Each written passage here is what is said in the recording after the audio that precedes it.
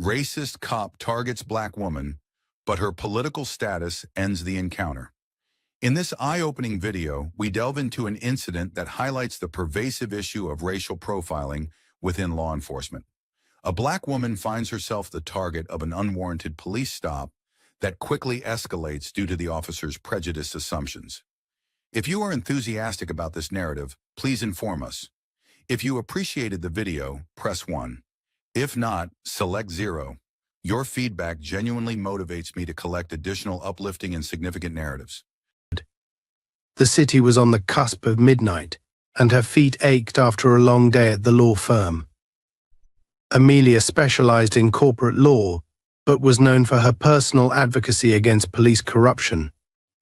Tonight, she had stayed late, working on a case that could expose a significant corruption ring within the police department, one that implicated several high-ranking officers.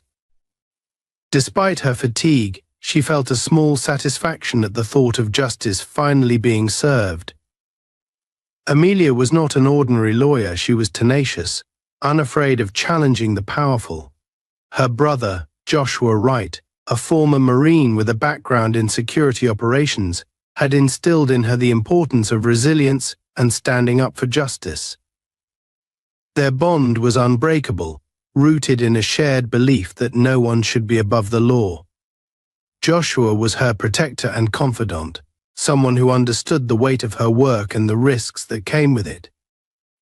Though he no longer actively served, Joshua remained vigilant about the safety of his family and would drop everything to defend Amelia if she were in danger. As Amelia walked down the dimly lit street, she noticed a police cruiser parked at the corner, its headlights off, blending into the shadows. She paid little attention at first, thinking it was a routine patrol. But then, as she continued walking, she heard the car engine roar to life and the vehicle inch closer behind her, creeping along the curb. The hairs on the back of her neck stood up a warning, an instinct she'd learned to trust. She didn't turn around but quickened her pace slightly, hoping the car would pass by. But the cruiser kept pace, the tires crunching softly against the pavement, trailing her steps in a way that was far from routine. Inside the car was Officer Thomas Kane, a man with a reputation that was whispered about but never confirmed, aggressive, reckless, and feared even among his colleagues. Kane had heard rumors about Amelia Wright, the crusading lawyer, who'd been stirring trouble by targeting officers involved in corruption cases.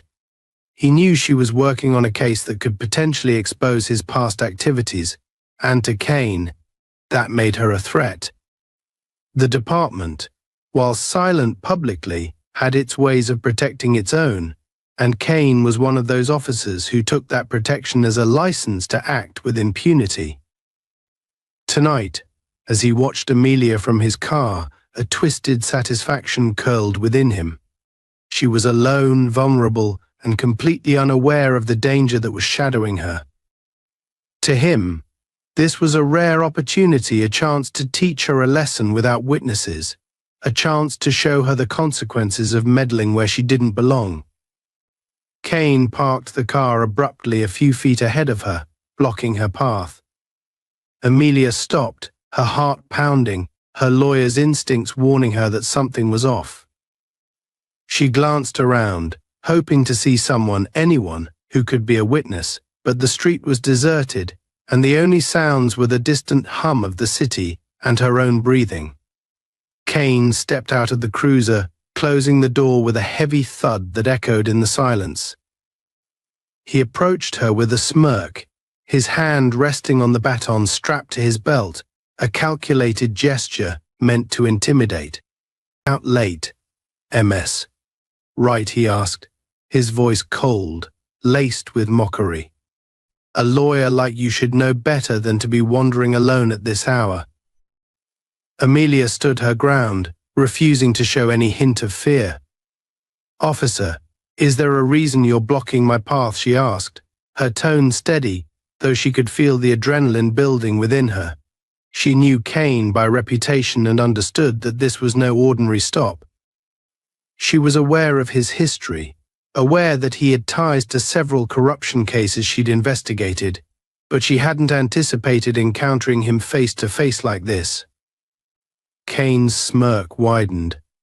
"Oh, I'm just doing my duty, MS, right?" he said, his tone dripping with condescension, making sure the streets are safe from questionable elements. Amelia felt a wave of anger rise within her, but she forced herself to stay calm. "I'm a lawyer, Officer Kane," she replied, enunciating each word. "You're well aware of who I am.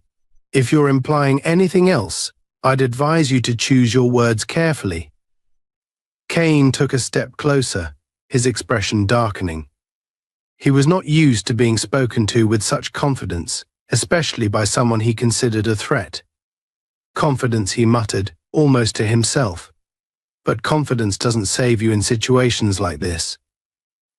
Without warning, he grabbed her by the arm, his grip bruising, and pulled her toward him. "What do you think you're doing?" Amelia gasped, struggling against his hold. Her voice was firm, but there was a flicker of fear in her eyes now. Kane's face was close to hers, and she could see the cold, malevolent glint in his gaze. "Teaching you a lesson," he whispered, tightening his grip. "You think you can waltz into our world, dig up dirt on us, and walk away unscathed? You have no idea what you're dealing with." Amelia struggled, her mind racing, trying to recall any nearby landmarks, any escape routes. Her phone was in her pocket, but his hold was too tight for her to reach it. She managed to twist slightly, hoping to break free, but he responded by slamming her against the side of his cruiser. The impact left her breathless, her vision blurring momentarily. Kane didn't stop there. He forced her down, twisting her arms behind her back, ignoring her gasps of pain. "You think you're brave," he snarled. "You think you're untouchable because you're a lawyer." His voice was filled with contempt, each word meant to strip away her confidence. He continued to press her down, his knee grinding into her back. Amelia, struggling to breathe, realized that Kane had no intention of letting her go. Her only hope was her brother Joshua. If only she could reach him. Summoning her last reserves of strength, she shifted just enough to press the emergency alert button on her smartwatch, sending an automatic distress signal directly to Joshua's phone. She knew it was a long shot, but it was all she had. Kane noticed her movement and yanked her hand away from her wrist, not fully understanding what she'd done but sensing that she was up to something. "Trying to be clever, huh?" he sneered. "It's too late for that." Before she could respond, he dragged her toward the rear of the car, opened the trunk, and shoved her inside with a brutal force that made her cry out. The cold metal of the trunk pressed against her injured back as she lay there, dazed and struggling to regain her breath. Kane's face appeared above her, his expression twisted with satisfaction. "Enjoy the ride, MS." "Right," he mocked before slamming the trunk shut, leaving her in complete darkness. Inside the cramped, suffocating space, Amelia fought to control her breathing. She felt every bruise, every cut, the pain radiating through her body, but her mind was focused on one thing: survival. She knew Joshua would come for her, she just had to hold on. Amelia lay in the pitch-black confines of the trunk, her body throbbing with pain from where Kane had shoved her. Every bump and jolt of the road sent fresh waves of agony through her bruised and battered form, but her mind clung to one hope: the emergency signal she had managed to send to her brother. She knew Joshua would see it and understand that she was in immediate danger. They had prepared for situations like this, though neither had ever truly expected it would come to this level of brutality.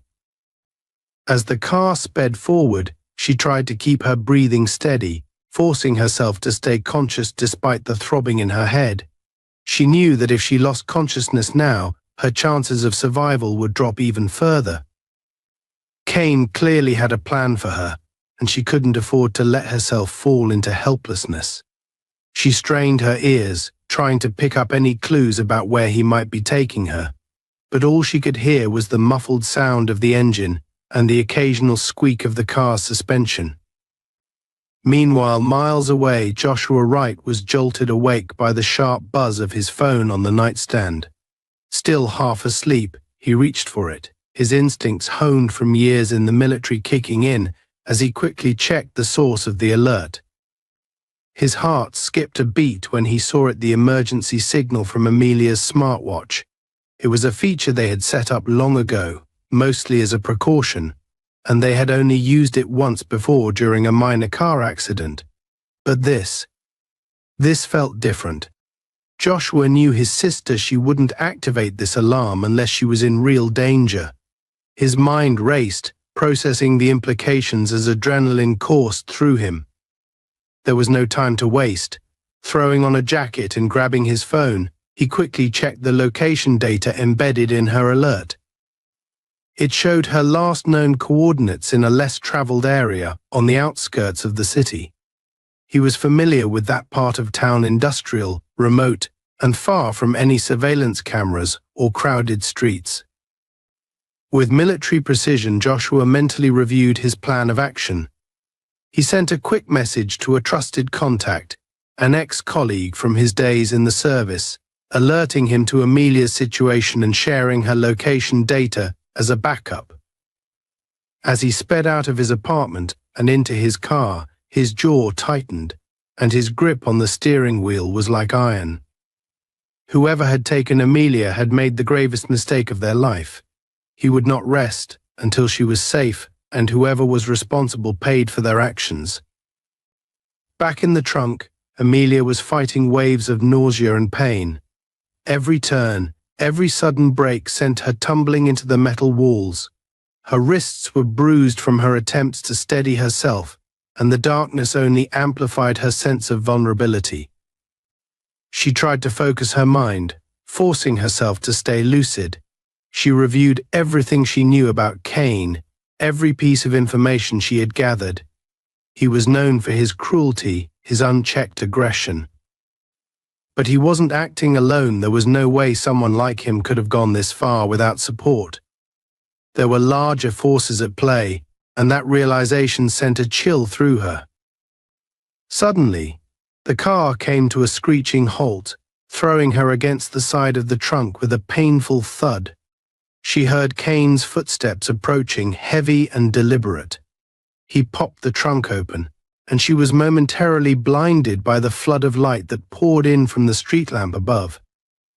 Kane's face appeared, his expression twisted with satisfaction. He reached in, grabbed her roughly by the arm, and yanked her out of the trunk, letting her stumble onto the gravelly ground. Amelia managed to stay on her feet, though her legs wobbled from the impact. They were in the parking lot of a decrepit, abandoned warehouse. The building loomed dark and empty behind them, its windows shattered and walls covered in graffiti. There was no one around, no witnesses, just silence and shadows. Kane's eyes glinted as he looked her up and down, relishing her disheveled state. "You look a little worse for wear, MS. Right," he sneered, mockingly brushing a stray strand of hair from her face. "Not so tough now, are you?" Amelia met his gaze, her voice steady despite the pain. "You think you can get away with this, Kane," she said. "People know where I am. My brother will come for me, and when he does, you'll regret every second of this." Kane laughed, a dark, humorless sound. "Oh, your brother," he taunted. "The ex-Marine hero, right? I've heard all about him. But let's get one thing straight, he's not here, and even if he was, it wouldn't matter. This is between us. You had to go and dig where you didn't belong.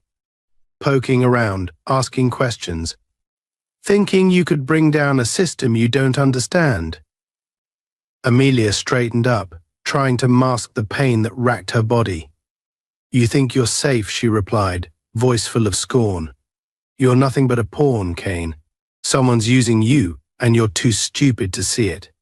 When this is over, you'll be the one they throw under the bus." The words hit their mark. Kane's face twisted with anger, and he raised his hand, slapping her hard across the face.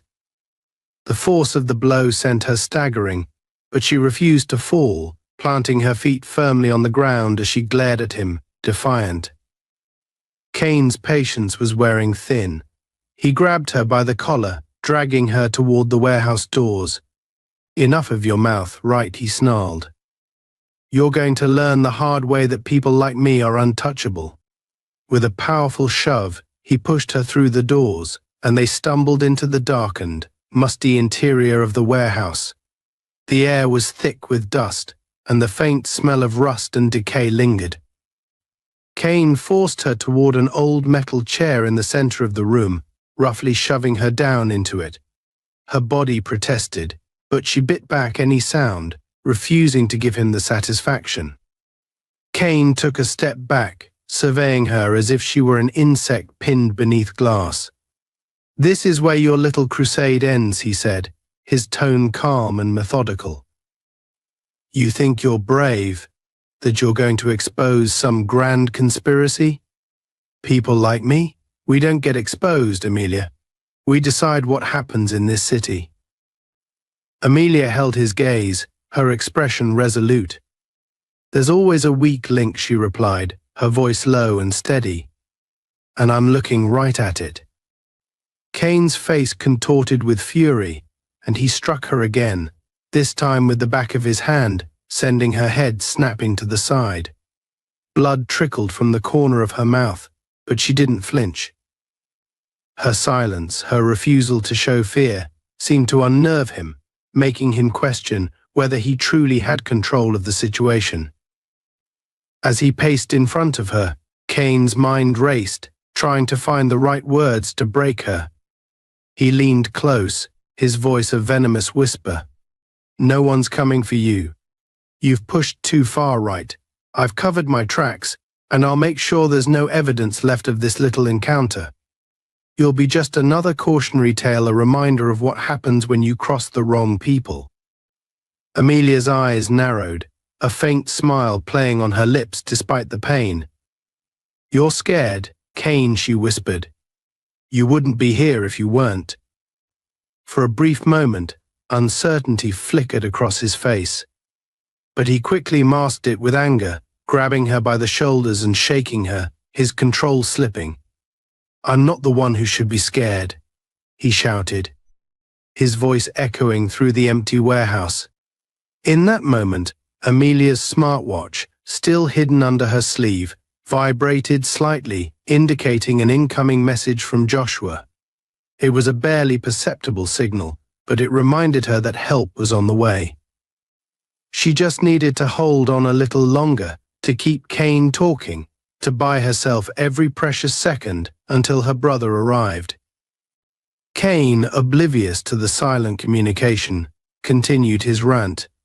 He was so wrapped up in his own fury, his own need for dominance, that he didn't notice the faint glimmer of hope in Amelia's eyes.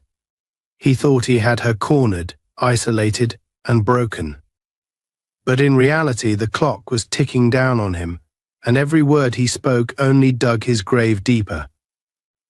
As he ranted, Amelia kept her eyes on him, watching for weaknesses, studying his movements, preparing herself for the moment when her brother would storm in and the tables would turn. Amelia sat in the chair, her wrists aching from the metal handcuffs Kane had slapped on her, binding her to the chair's cold frame. Her head throbbed, her body sore and bruised, but her spirit remained unbroken. Every instinct told her to keep Kane talking, to draw this out for as long as possible. Joshua was coming, she had faith in that.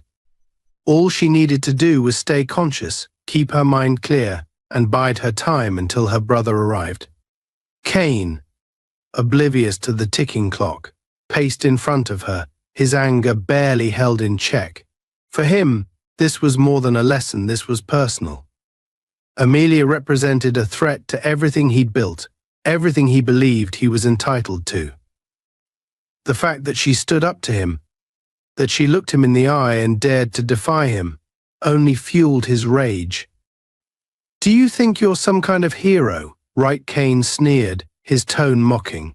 Some righteous crusader out to save the world. He leaned in close, his face inches from hers. You're just another meddling lawyer with a death wish. People like you don't change anything. You're just inconveniences. Amelia met his gaze, refusing to flinch. People like you think you're untouchable because you wear a badge, she replied, her voice steady. But that badge won't save you. Not this time. It might give you power, but it won't protect you from justice. Cain laughed, a short, harsh sound. Justice, he spat the word out as if it were poison. There's no justice, right? There's power, and there's weakness. You think you're on the right side because you can spout a few legal terms and wave around a piece of paper. But out here, in the real world, it's people like me who make the rules. He circled her, his eyes cold and calculating, as if he were deciding what to do next. His mind was racing. Amelia's defiance was irritating him, and he needed to break her spirit before he could feel truly in control. He wanted her to feel helpless, to understand that her world, her rules, meant nothing here. With a sudden, violent motion, he reached out and yanked her head back, forcing her to look up at him. You're alone here, right? No one's coming for you. Your little crusade ends tonight. But even as he spoke, Amelia could feel the faint vibrations from her smartwatch. She knew it was Joshua, tracking her location, closing in. Every word Cain said, every second he delayed, was bringing her one step closer to freedom. But she couldn't let him see her hope. She had to keep playing the game, keep him talking. I'm not afraid of you, she whispered, her voice barely audible but filled with steel. You're just a coward with a badge, hiding behind your power because you know, deep down, you're nothing without it. Her words hit their mark. Cain's face twisted in anger, and he struck her across the face, the impact snapping her head to the side. She tasted blood but forced herself to look back at him, her expression defiant. Her silence, her refusal to cower, seemed to drive him mad. You think you're so tough, don't you? He sneered, grabbing her by the collar and yanking her forward. I could end you right now, and no one would ever find out. Do you understand that? I could make you disappear. Amelia's eyes bore into his, her voice calm despite the fear she felt. Do it then. If that's what you want, go ahead. But you and I both know that won't end well for you. Cain hesitated, the slightest flicker of doubt crossing his face. For a moment, it seemed as if her words had reached some part of him, a part that recognized the consequences of his actions. But then his expression hardened, and he released her, taking a step back. No, he said, almost to himself. I have a better idea. He reached into his jacket and pulled out his phone, his fingers tapping the screen as he called someone. Amelia's heart pounded as she listened, straining to hear every word. Whoever he was calling, it wasn't for backup, it was someone he trusted, someone who could help him cover this up. Yeah, it's me, he muttered into the phone. I need a cleanup. Abandoned warehouse, north side. He glanced at her, a twisted smile on his lips. And bring the usual supplies. This one needs to disappear without a trace. Amelia's blood ran cold. She realized that Cain had a plan, a backup to ensure she wouldn't walk out of here alive. She had to stall him, had to find a way to keep him from acting until Joshua arrived. That's it, isn't it? She said, forcing a calmness into her voice that she didn't feel. This is how you keep people quiet. You're just a small piece of a much larger machine, one that's been running for years. But you're too stupid to see it. They'll throw you away when it's convenient, just like everyone else. Cain ended the call, his smile fading as he stepped toward her. You talk too much, right? He said, his tone venomous. Always talking, always thinking you're smarter than everyone else.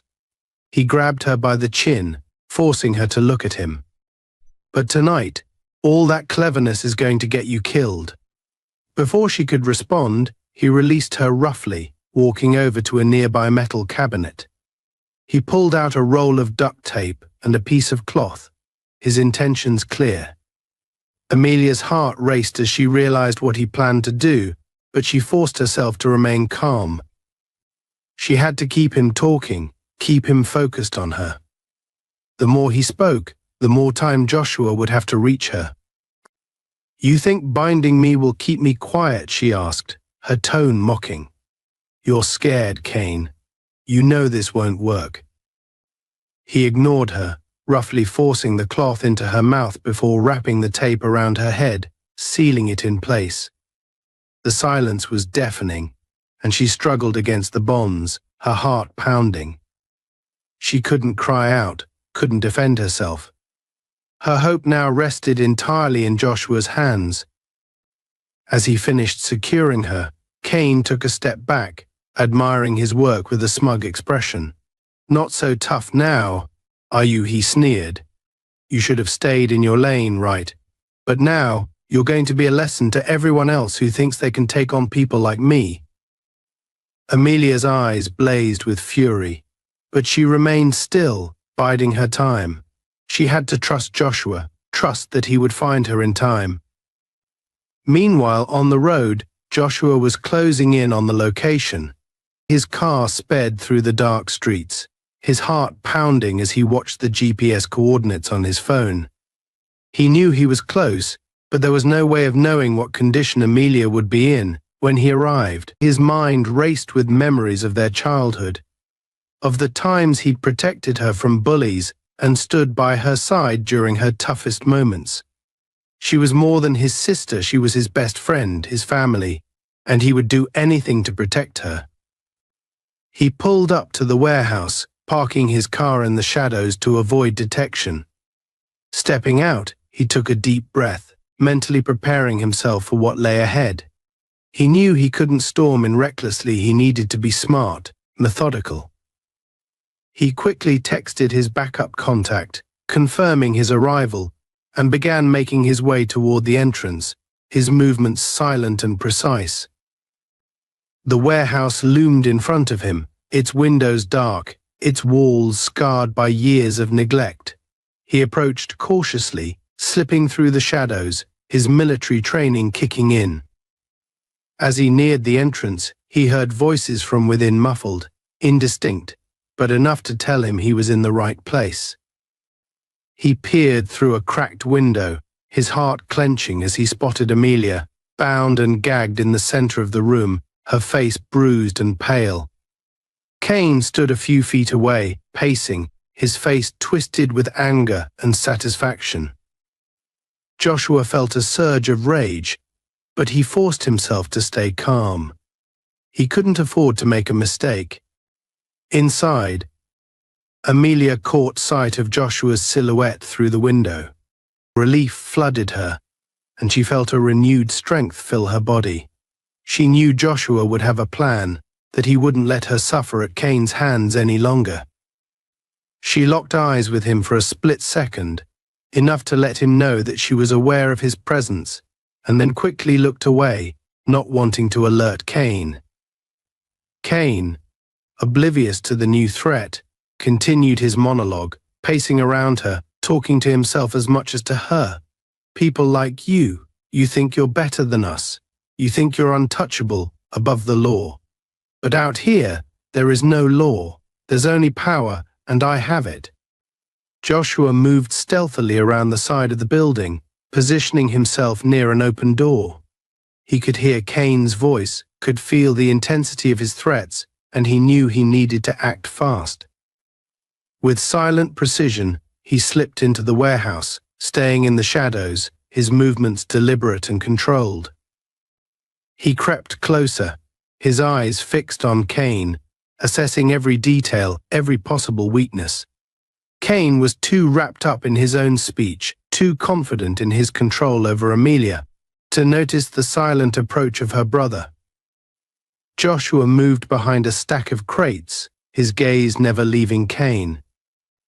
And then, in one swift, controlled motion, Joshua stepped out of the shadows, his presence suddenly undeniable.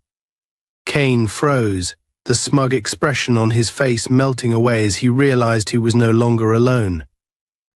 "Who the hell?" Cain started, but his voice trailed off as he recognized the man standing before him. "Let her go," Joshua said, his voice cold and deadly. His eyes blazed with fury, but his stance was calm, controlled. He was a man on a mission, a man with a purpose, and nothing would deter him. Cain laughed nervously, trying to regain his composure. "You must be the brother," he said, forcing a sneer. "This doesn't concern you, so I suggest you turn around and leave." Joshua took a step closer, his gaze never wavering. "I'm not going anywhere without her," he replied, his voice steady. "And if you think you're going to walk out of here after what you've done, you're even more delusional than I thought." Cain's face twisted with anger, and he reached for his weapon, but Joshua was faster. With a swift, brutal movement, he disarmed Cain, knocking the gun from his hand and sending it skidding across the floor. Cain staggered back, his confidence shattered as he realized he was dealing with someone far more skilled than he had anticipated. Joshua closed the distance between them, his fists clenched, his eyes blazing with righteous fury. "You thought you could take her, hurt her, and get away with it?" he demanded, his voice a low, menacing growl. "You have no idea who you're dealing with." Cain tried to scramble away, but Joshua was relentless. He grabbed him by the collar, forcing him to look into his eyes. "You're going to pay for every second of pain you put her through," he said, his voice filled with conviction. "But first you're going to tell me everything I want to know." He threw Cain to the ground, standing over him like a vengeful shadow. Joshua stood over Cain, his expression hardened, his body radiating an intimidating calmness honed by years of military discipline.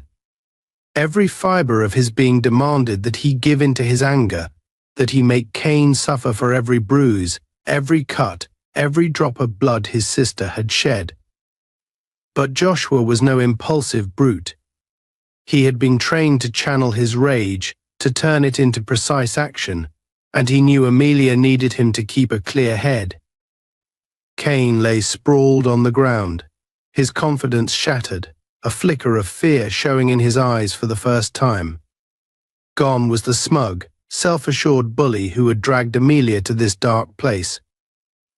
For the first time, Cain realized he wasn't in control, and he could feel the tide of power shifting away from him. Joshua knelt down, grabbing Cain by the collar and forcing him to sit up. He could see Amelia watching them, her gaze full of silent strength despite her injuries. Joshua glanced at her, a look of reassurance in his eyes, before turning his full attention back to Cain. "You're going to tell me everything," Joshua said, his voice a low, dangerous growl. "Who are you working with? Who gave you the order to come after my sister?"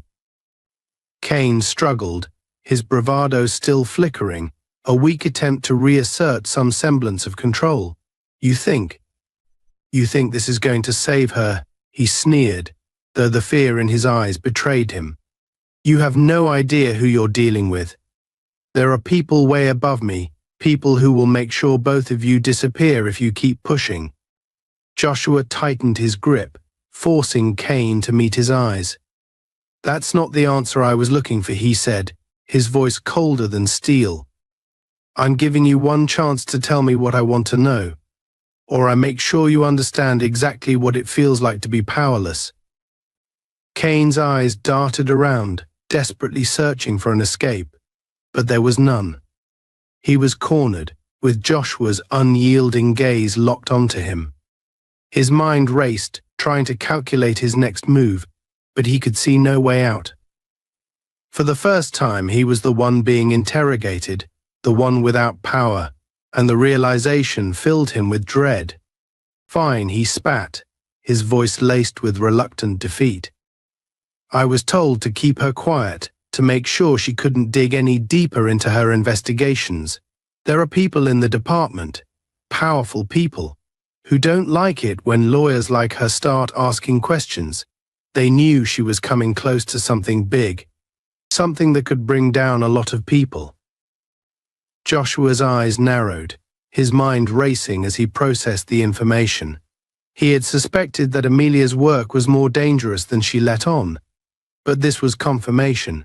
She had uncovered something massive, something that made people like Kane willing to go to extreme lengths to silence her. Names, Joshua demanded, his voice sharp. I want names, Kane. Kane hesitated, his lips pressed into a thin line. You don't understand, he muttered, almost to himself. They'll kill me if I talk. Joshua's expression darkened, and he tightened his grip on Kane's collar, his voice dripping with controlled menace. You should be more worried about what I'll do if you don't talk. Kane swallowed hard, his eyes flickering to Amelia, as if hoping she might intervene. But Amelia only watched him with cold detachment, her bruised face a testament to his cruelty. She wasn't going to save him. He was on his own. Fine, he muttered, his voice barely above a whisper. There's a network. Officers, officials, people high up in the department. They cover each other's tracks, make sure no one gets caught. They call themselves the Shield. They handle problems. Like your sister. Joshua's expression remained impassive, but his mind raced, absorbing every word. He had heard rumors of corruption in the department, whispers of an organized group that operated beyond the law, but he had never realized it ran this deep. Who's in charge? He demanded, his voice steady. Kane hesitated, fear etched into his features. He looked away, refusing to meet Joshua's gaze. I don't know, he muttered. I've never met them. I only get my orders from a contact, Officer Benson. He's the one who told me to handle this, to make sure she couldn't go any further. Joshua's jaw tightened. Benson. He had heard the name before, an officer with a clean record on paper, but a reputation for taking on special assignments if Benson was involved. This went all the way up the chain of command. You're going to take us to Benson, Joshua said, his tone final. And you're going to tell him exactly what you told me. Kane's eyes widened, a look of horror crossing his face. Are you insane? He'll kill me. He'll kill all of us. Joshua released his grip, letting Kane slump back to the ground. That's not my problem. You made this mess, and now you're going to clean it up. Kane sat there, breathing heavily, his mind racing. He knew he had no choice. Joshua's gaze left no room for negotiation. With a reluctant nod, he pushed himself to his feet, his body trembling as he realized the full weight of his situation. Joshua turned to Amelia, his expression softening as he looked at her. Are you okay? He asked, his voice gentle. Amelia nodded, though her face was pale and her movements were slow. I'll be fine, she said, her voice steady. Let's end this. An hour later, Joshua, Amelia, and Kane were en route to a remote meeting point where Officer Benson was expected to rendezvous with Kane. They drove in silence, the atmosphere tense, thick with unspoken fears and unresolved tension. Kane sat in the front passenger seat, his hands bound, while Amelia and Joshua sat in the back. She had insisted on coming along, despite her injuries, her resolve unshaken. Joshua wanted to protect her, to keep her away from the danger, but he knew better than to argue. Amelia was a fighter, and she wasn't about to back down now. As they neared the meeting point, an abandoned lot on the outskirts of the city, Joshua turned to Kane, his voice cold and steady. You're going to do exactly as I say. One wrong move, and I'll make sure this ends for you right here. Kane nodded, fear evident in his eyes. He knew he had no leverage, no chance of escape. The only option was compliance. Joshua pulled the car to a stop, scanning the area for any signs of ambush. The lot was desolate, surrounded by the crumbling remnants of old warehouses and overgrown weeds. It was the perfect place for a clandestine meeting, far from prying eyes. As they waited, a single set of headlights appeared in the distance, illuminating the darkness as they approached. Joshua's grip tightened on the steering wheel, his senses alert, every instinct on edge. This was it, the moment of truth. The car pulled up beside them, and a figure stepped out, silhouetted by the headlights. It was Officer Benson, his face obscured by shadows, but his posture radiating confidence. He looked over at Kane, a smirk playing on his lips. "Kane," Benson said, his tone casual but with an edge of menace. "I wasn't expecting you to bring company." Kane swallowed hard, glancing nervously at Joshua and Amelia. He knew he was walking a thin line, that one wrong word could seal his fate. He forced himself to stay calm, to play the part Joshua had told him to. "Things got complicated," Kane said, his voice shaky. "The lawyer. She's tougher than we thought. She's got people backing her up." Benson's eyes flicked to Joshua and Amelia, his expression unreadable. "I see," he said slowly, "and I assume these people think they're going to stop us." Joshua stepped forward, his eyes hard and unwavering. "This ends tonight, Benson. We know everything about the Shield, about your operations, about every dirty move you've made to protect yourself." Benson laughed, a cold, hollow sound that echoed across the empty lot. "Is that so?" he said, his voice dripping with disdain. "And what exactly do you plan to do with this information? You're a nobody, right? A washed-up Marine who doesn't know when to quit. You think you're the first person to try to take us down?" Joshua didn't flinch. "Maybe not," he said, "but I'll be the last." The two men stared each other down, the tension crackling between them like a live wire. Benson's confidence faltered for a moment, a flicker of doubt crossing his face. He hadn't expected Joshua's resolve, hadn't anticipated the steely determination in his eyes.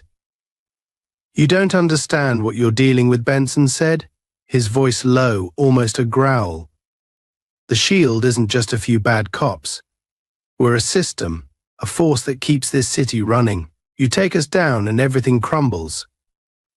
Amelia stepped forward, her voice strong despite the bruises on her face. "A system built on fear and corruption isn't worth saving," she said. "You hide behind your power, but it won't protect you from the truth. People like you always fall." Benson's face twisted with anger, his composure slipping. He reached into his jacket, pulling out a gun and pointing it at Amelia. "Enough of this sanctimonious nonsense," he snarled. "I've had enough of your little crusade. You think you're going to change anything? You're just another casualty waiting to happen." Joshua's body tensed, his mind calculating every possible move, every angle. He could feel the weight of the moment, the life or death stakes hanging in the air. He knew he had only seconds to act, to protect his sister and end this once and for all. With lightning reflexes, Joshua lunged forward, grabbing Benson's wrist and twisting it, forcing the gun to drop to the ground. Benson staggered, momentarily off balance, and Joshua took advantage of the opening, delivering a swift, powerful punch that sent Benson sprawling onto the gravel. Benson scrambled to his feet, his face contorted with rage, but Joshua was relentless. He advanced on him, each step measured, his eyes locked onto his target. Benson raised his fists, preparing to fight, but it was clear he was no match for Joshua's military training and raw determination. In a final, desperate move, Benson swung wildly, but Joshua dodged, countering with a strike that knocked him to the ground. Benson lay there, defeated, his breath ragged, his face bloody. The Shield's commander, the untouchable officer, had been brought to his knees. Joshua stood over him, his voice calm but filled with an unyielding strength. This is for every person you hurt, every life you ruined to protect your power. It's over, Benson. Amelia stepped forward, looking down at the man who had tried to destroy her life. She felt no pity, no sympathy, only a quiet sense of justice, a feeling that the scales had finally tipped in her favor. "People like you never win," she said, her voice steady. "Not in the end." The sirens sounded in the distance, a signal that the nightmare was coming to an end. The shield would fall, and justice would finally be served. The distant sound of sirens broke the heavy silence that had fallen over the abandoned lot. Joshua and Amelia stood over Benson, who lay sprawled and bloodied on the gravel. Despite the gun pointed at him just moments before, Joshua's calm, steely gaze hadn't faltered. He had protected his sister, and now the tables were turning in their favor. But both siblings knew that their victory was fragile, one step closer to justice, but nowhere near safe. Amelia could feel a chill creeping up her spine as she looked down at Benson, his face twisted in pain and rage. This was a man who had built his power on fear, on the assumption that he was untouchable. And yet here he was, at the mercy of the very people he'd sought to destroy. Joshua's instincts told him that something was wrong, that the sirens weren't the end of the danger. If anything, the real trouble might only be beginning. "Don't think this is over," Benson muttered, a thin, defiant smirk crossing his bruised face. "You think you've won just because you managed to knock me down. You have no idea what you're up against." Amelia exchanged a look with Joshua, her expression steely but wary. "We know more than you think," she said, her voice steady. "Your entire operation, every dirty deal, every corrupt officer, we're going to bring it all down. The shield ends here." Benson let out a hoarse laugh, the sound hollow and bitter. "You think I'm the only one? The only person in this city who's willing to do what's necessary to keep things running? There's a dozen more like me, and they won't rest until they've silenced you both." Joshua's jaw tightened, his eyes narrowing as he knelt down beside Benson, gripping his collar. "Then tell us who they are," he demanded. "Give us names." Benson sneered, his gaze filled with a toxic mixture of hate and pride. "Why would I do that? You don't understand, do you? We're everywhere. You think exposing me will change anything? All it'll do is bring more of us after you. And when we find you—" He didn't finish the sentence. Joshua tightened his grip, leaning in close, his voice a deadly whisper. "If you don't give me names, Benson, I'll make sure this is the last conversation you ever have. You're not as untouchable as you think." But Benson only smiled, a twisted, mocking grin that showed his complete lack of fear. "You can threaten me all you want, right? But we both know you won't do it. You're one of the good guys, aren't you? You don't kill in cold blood."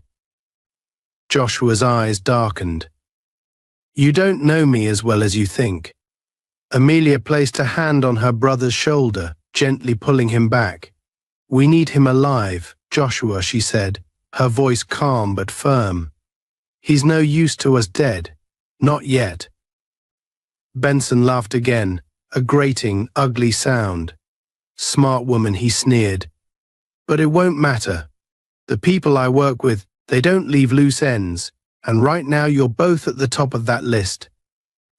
The sirens grew louder, closing in on their location, and Joshua stood up, his mind racing. He knew that whoever was coming might not be allies.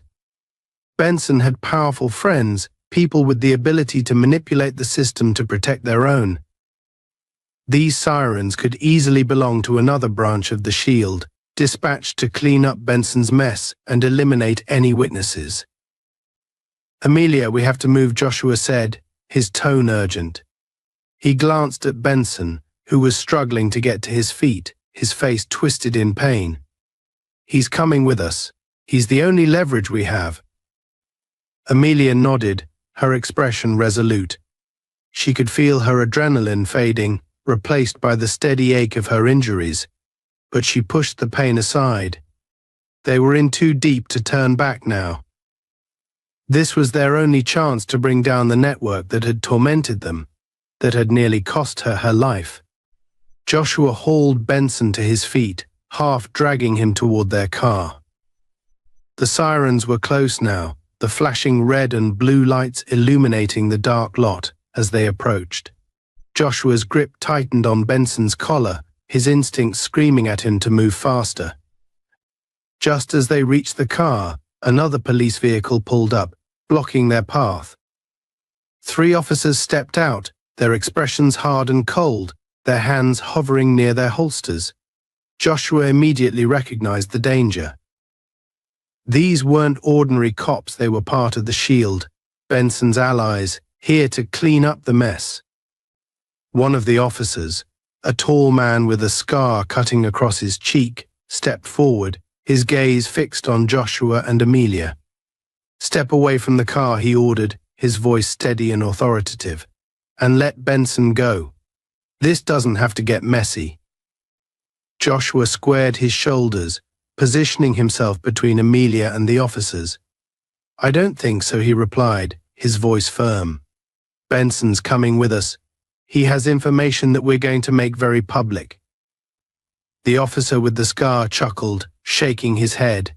"You really don't get it, do you? Benson's not going anywhere with you. This is the end of the line, right?" Amelia felt a chill run through her as the 3 officers closed in, their hands inching toward their guns. She knew that they were outnumbered and outgunned, but she also knew that Joshua wouldn't back down. They had come too far to give up now.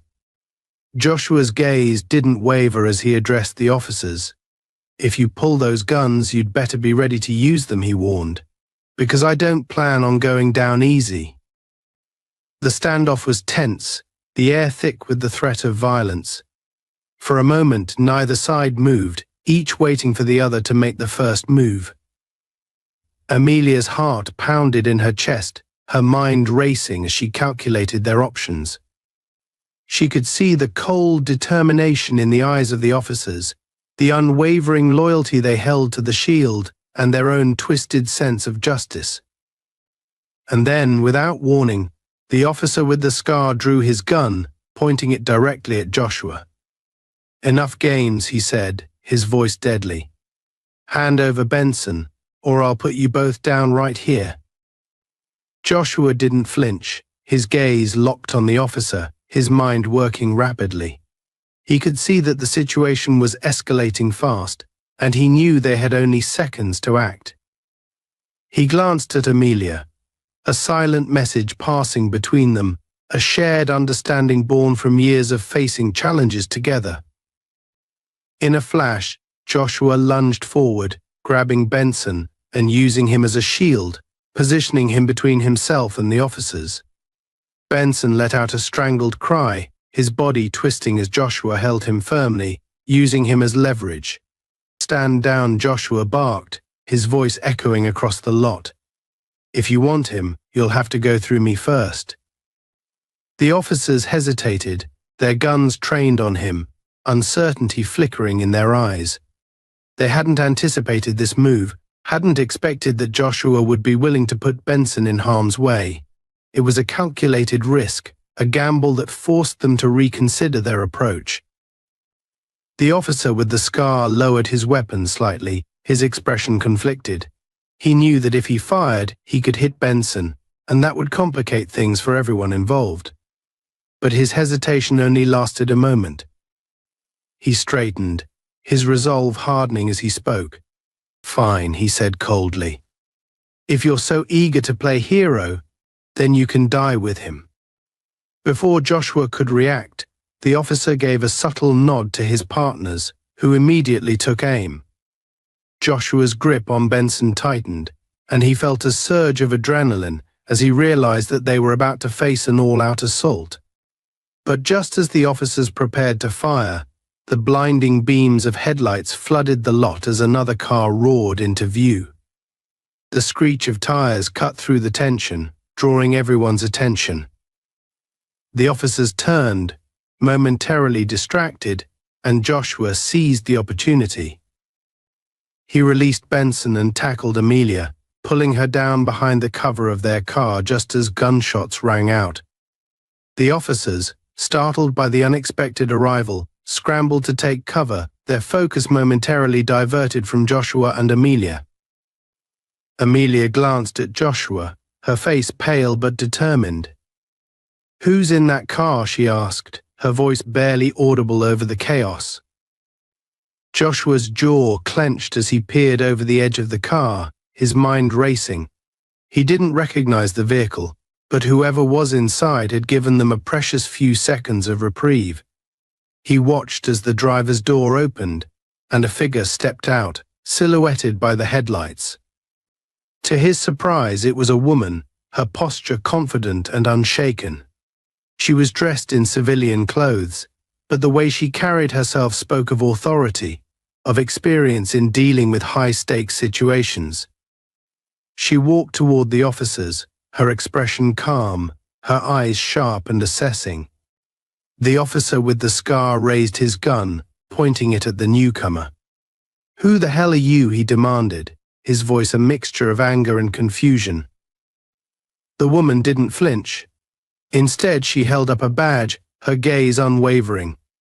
"Special Investigator Lauren Hart, Internal Affairs," she announced, her voice cutting through the tension like a blade. "Stand down. This operation is over." The officers froze, their faces paling as they processed her words. Internal Affairs was the last thing they had expected, the one force within the department that held authority over them. The woman's badge was a powerful symbol, a reminder that even the shield was not immune to scrutiny. Joshua felt a surge of relief as he realized that they had an ally, someone who might be able to help them bring down Benson and the corrupt officers who had nearly killed them. The officer with the scar hesitated, his grip on his gun tightening as he glanced at his partners. They were outnumbered, outmatched, and he knew that if they resisted, they would be facing more than just Joshua and Amelia. They would be facing the full weight of Internal Affairs. Reluctantly, he lowered his gun, signaling for his partners to do the same. The tension in the air slowly dissipated, replaced by a sense of grim finality.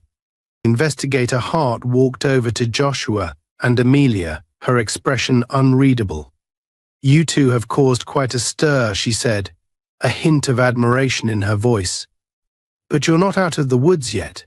There are a lot of people who want to see this buried, and they won't go down without a fight." Joshua nodded, his eyes hard. "We're ready for whatever comes next." Hart looked at him, a faint smile playing on her lips. "Good. Because things are about to get a lot more complicated." Investigator Lauren Hart's unexpected arrival felt like a breath of fresh air amidst the stifling tension.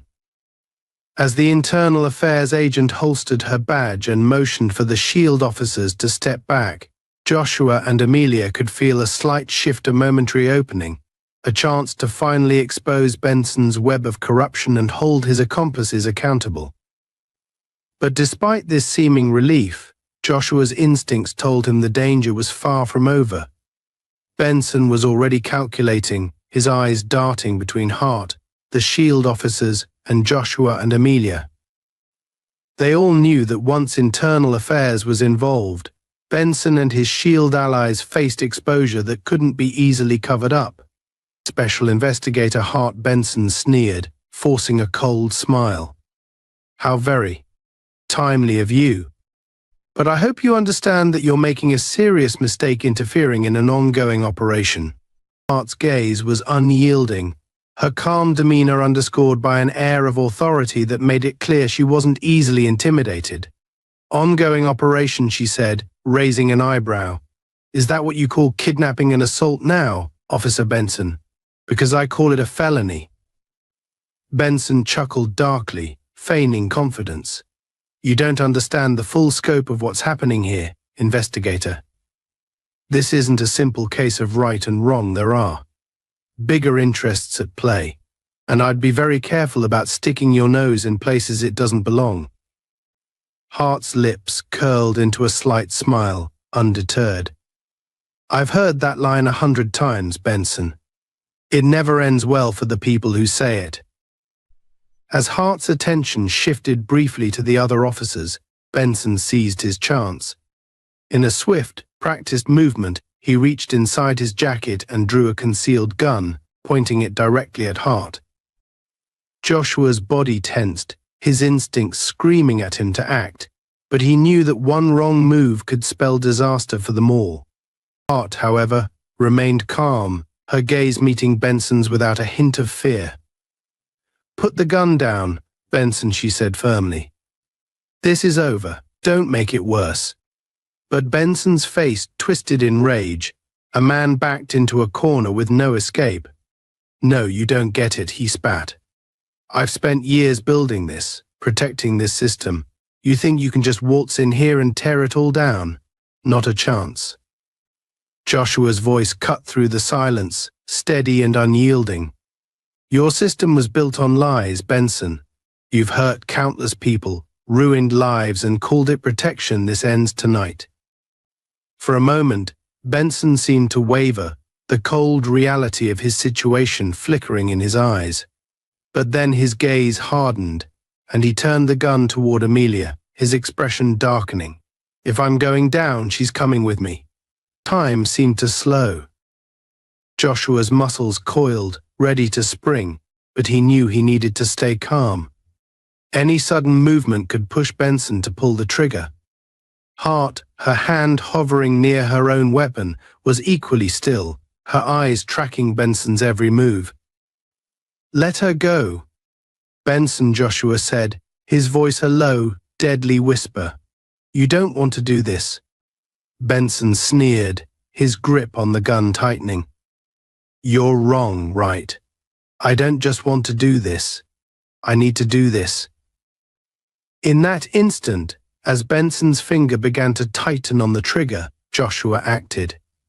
He lunged forward, closing the distance between them with lightning speed, and grabbed Benson's wrist, twisting it with brutal force. Benson cried out, his grip loosening as the gun slipped from his hand and clattered to the ground. But Benson wasn't done fighting. With a snarl, he threw a wild punch, catching Joshua in the side. Joshua staggered but quickly regained his balance, blocking Benson's next swing and countering with a powerful strike to his jaw. Benson stumbled back, his confidence shattered as he realized that his power, his control over this situation was slipping through his fingers. Hart moved in, her gun now trained on Benson, her voice calm but commanding. "It's over, Benson. Hands behind your head now." Benson looked at her, his face twisted in a mixture of rage and desperation. He could see that his allies, the SHIELD officers, were frozen in place, unwilling to risk themselves any further. In that moment, he understood that he was alone. But instead of complying, Benson let out a harsh, bitter laugh, his eyes filled with a manic gleam. "You think this changes anything? There are people far more powerful than you could ever imagine who will make sure you never leave here alive." Joshua's gaze darkened, his voice steady. "Then I'll make sure every one of them goes down with you." Benson hesitated, a flicker of uncertainty crossing his face, but his pride wouldn't allow him to back down. With a sudden, reckless move, he turned and bolted toward the car, his footsteps pounding against the gravel as he tried to escape. But he didn't get far. Hart fired a warning shot into the ground, the sound echoing across the lot. "Stop, Benson," she commanded. "One more step, and the next shot won't miss."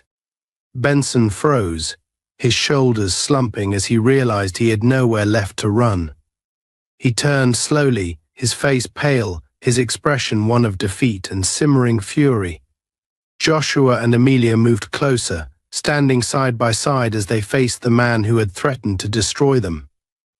"Now we're done," Hart said, her gaze unwavering as she motioned to the other officers. Take him in, and don't think about covering for him. Internal Affairs will be watching.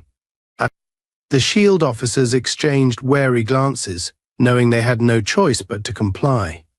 One by one they stepped forward, placing Benson in cuffs and leading him toward their vehicle. He struggled briefly, but it was clear that his fight was over. As Benson was led away, Amelia exhaled, the weight of the past few hours settling heavily on her. She turned to Joshua, a look of gratitude and relief in her eyes. "We did it," she said softly, her voice barely above a whisper. "It's finally over." Over. Joshua nodded, his gaze warm as he wrapped an arm around her shoulders, steadying her. "We did," he replied. "But this is only the beginning. There's still work to do." Art approached them, her expression unreadable as she looked between the siblings. "You two just took down one of the most corrupt officers in the department," she said. "But you've stirred up a hornet's nest. Benson wasn't lying. There are people who won't take this lightly." Amelia straightened, her face resolute despite her injuries. "Then we'll be ready," she said, her voice firm. "We're not backing down."